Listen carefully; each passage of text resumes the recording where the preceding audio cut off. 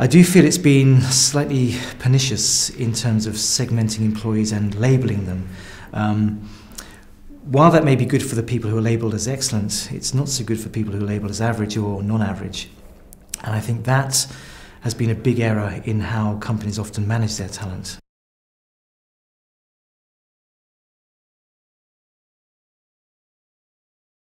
I think we're at a tipping point, actually. I think a lot of companies treat ABC as some kind of mantra that they will use because everyone else is using it.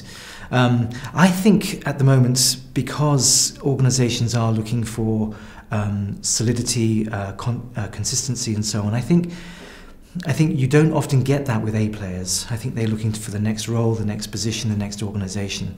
And often what is forgotten, I think, is the system by which people can really perform. And I think now we're seeing companies in trouble trying to persevere with business models maybe that are out of date. And here I think we need better systems rather than better ways of segmenting talent. This model has dominated many companies that we've researched. I think it's been a very common factor in how companies operate their performance management system, their talent system. I think it's had advantages. I think it does make managers choose. It does make a clear set of criteria for what people really want in organisations. But at the same time, I do feel it's been slightly pernicious in terms of segmenting employees and labelling them. While that may be good for the people who are labelled as excellent, it's not so good for people who are labelled as average or non-average. And I think that has been a big error in how companies often manage their talent. They focus on the stars at the detriment to the solid, good performers and often the people who need help most.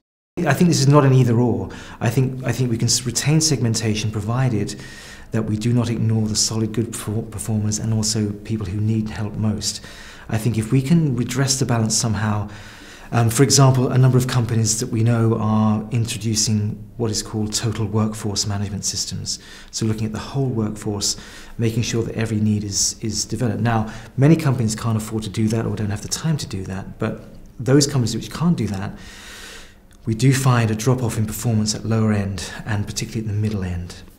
Increasingly, I think organisations are looking at the external boundaries that they have and seeing actually that the boundaries are quite fuzzy, and so they need to access talent from all around, I think, and not only from within but also from without.